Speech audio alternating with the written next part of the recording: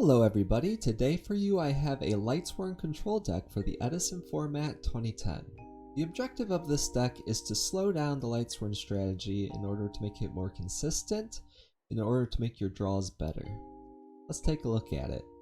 Starting off with our non-Lightsworn cards, we have a Card Trooper, a very strong milling card. It also floats once destroyed, meaning that if you call up the Haunted after you get heavy stormed in the Card Trooper, you will still get the effect to draw, making it a very useful card and very versatile card.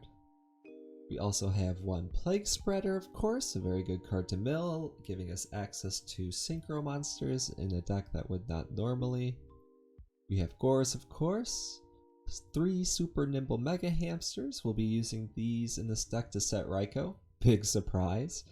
But this engine has a little bit of extra value in the fact that the monster you're setting is a Lightsworn.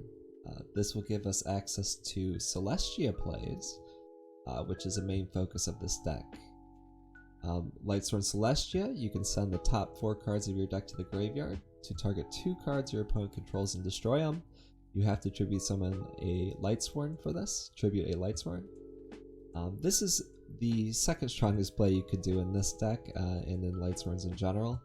And being able to access and set that up quickly with Hamster is of great value. If you go Hamster into Raikou, flip your Raikou, pop a card, summon Celestia, pop another 2 cards, you're going to be up 3 cards there, or your opponent's going to lose 3 cards, and if this is on their second turn, or your second turn, your opponent's going to be down real big in card advantage. So resolving that play can often be a win condition itself. It is very easy to play around that play if your opponent isn't playing a deck that wants to set a lot of spells or traps anyway. Important to note. You also play one Jane.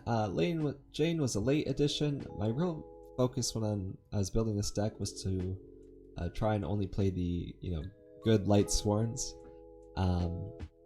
But we added Jane last minute because there was a feel of needing maybe a little bit more, maybe a little bit of an attacker, so Jane was thrown in. You could play whatever your other favorite Lightsworn is after that point.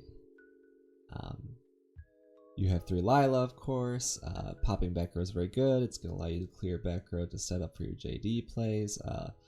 Lila is probably top 3 Lightsworns. I really feel like Raikou, Lila, Celestia, best Lightsworns. Wolf obviously is very good if you mill it. Yeah. So we have 3 Wolf. When he's milled, he's special summoned. This is another great way to access your Celestia plays outside of the Hamster and Raikou. Just outstanding. 2 Judgment Dragon, of course, staple of the deck. You have to have 4 Lightsworn names in your graveyard to do that. You do play a lot less different names in this build than other ones, but you're not really looking to drop that JD, OTK your opponent or put on massive pressure early, so you don't really need to play so many names, I feel.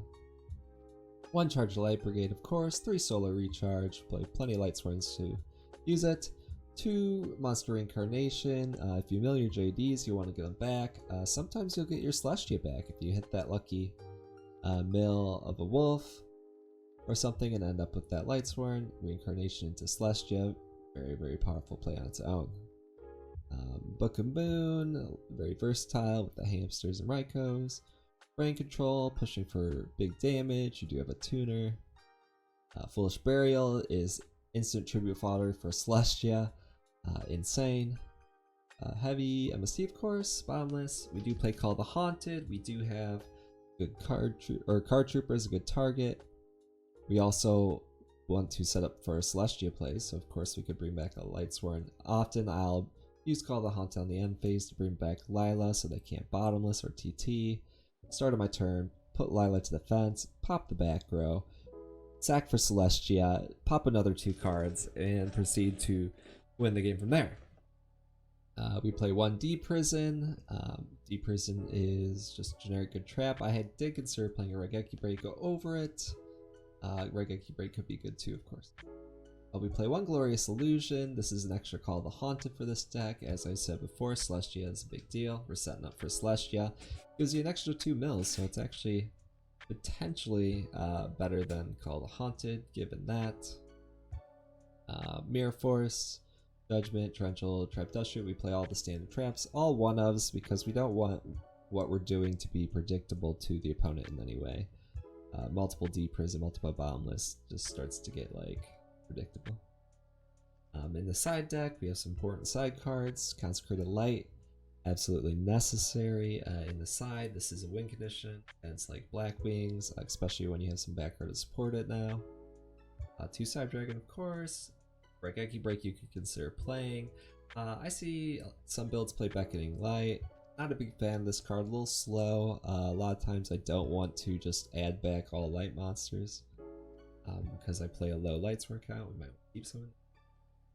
Honest, obviously a strong card you could play.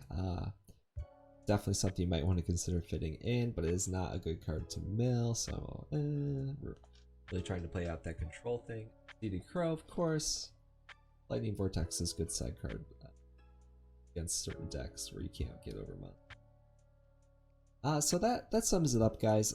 This is a much more controlled, slow place version of Lightsworns that really aims to actually gain card advantage versus your traditional Lightsworn decks that don't really care about card advantage. Sometimes they're just kind of rushing for JD. So yeah, I really hope you enjoy and have a good day.